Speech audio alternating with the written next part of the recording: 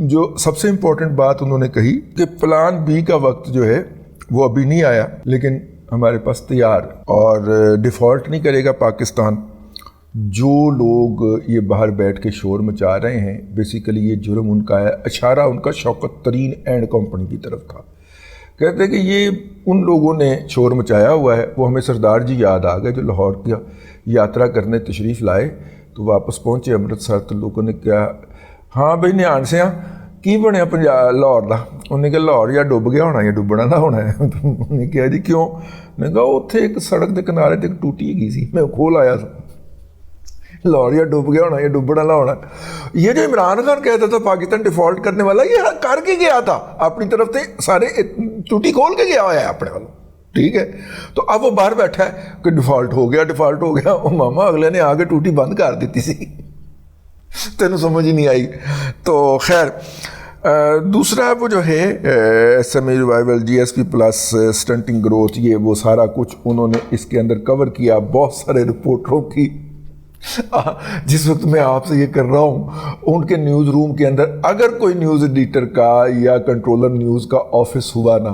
وہ رپورٹر کو سامنے کھڑا کر کے نا اس کی بےزتی کر رہا ہوگا۔ آج جو ڈار صاحب نے پریس کانفرنس کے اندر شہباز رانا کا بھی بڑا چیزہ لایا اور بڑا چیزہ لیا ہے، ٹھیک ہے۔ اور پریس کانفرنس کے دوران بھی اور پریس والوں جواب کے دوران بھی وہ بار بار رانے نو ہاں پھر رانا ٹھیک ہے اس طرح کر کے کر دے سن۔ ڈار صاحب جو ہے اس معاملے کے اندر نا ادار نہیں رکھتے، ہماری بھی کئی لڑائیاں ان کے ساتھ مشہور و معروف ہیں،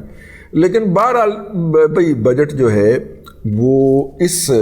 ماحول کے اندر جو کہ پاکستان کو اس وقت درپیش ہے کہ دنیا بھر کے اندر پی ٹی آئی کا فیڈڈ میڈیا جو ہے وہ یہ کہتا پھر رہا ہے کہ پاکستان ڈیفالٹ ہو گیا یا پاکستان بس ڈیفالٹ ہونے لگا ہونا ہے، لاہور ڈوب گیا یا لاہور ڈوبنے لگا ہونا ہے۔ اس کے اندر آ کے اتنا کنزیومر فرینڈلی اور ہیومن فرینڈلی بجٹ دینا یہ ان کا ہی خاصہ ہے، اس کی ان کو اپریسیشن ملنی چاہیے۔ انہوں نے ٹیکس کی شرح کے اندر کوئی اضافہ نہیں کیا،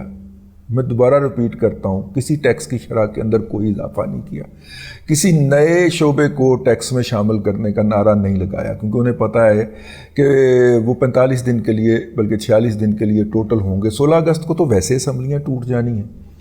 ٹھیک ہے، اسمبلیوں کی مدت پوری ہو جانی ہے، تو انہیں پتہ ہے، تو اس لیے انہوں نے کوئی ایسا نعرہ لگایا ہی نہیں۔ انہوں نے کہا کہ جی پرانے والا ٹیکس جو ہے اس کو مینٹین رکھیں گے، اور اس میں سے بھی کئی ایگزمپشنز دی ہیں انہوں نے، لیکن نتیجے کے طور کے اوپر بس سادہ سی بات ہے، 625 ارب روپے کا ہم نے قرضہ لینا ہے اور 1400 ارب روپے کا ہم نے بجٹ پیش کیا ہے،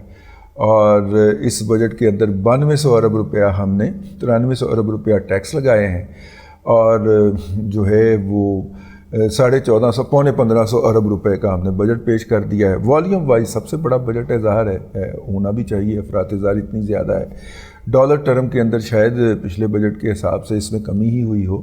ایک بات جو ہم نے نوٹ کی اور آپ کی خدمت میں عرض کیے دیتے ہیں، ٹائم بہت زیادہ ہو گیا، وہ یہ ہے کہ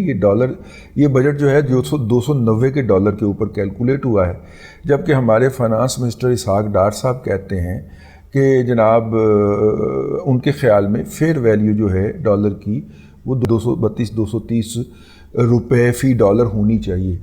اب فیئر ویلیو اگر 230 اور 232 روپے فی ڈالر ہے اور کیلکولیشن آپ کر رہے ہیں 290 کے اوپر، تو ڈاکٹر صاحب پھر افراط زر تو 21% نہیں نہ رہے گا، پھر وہ تو اوپر جائے گا نا۔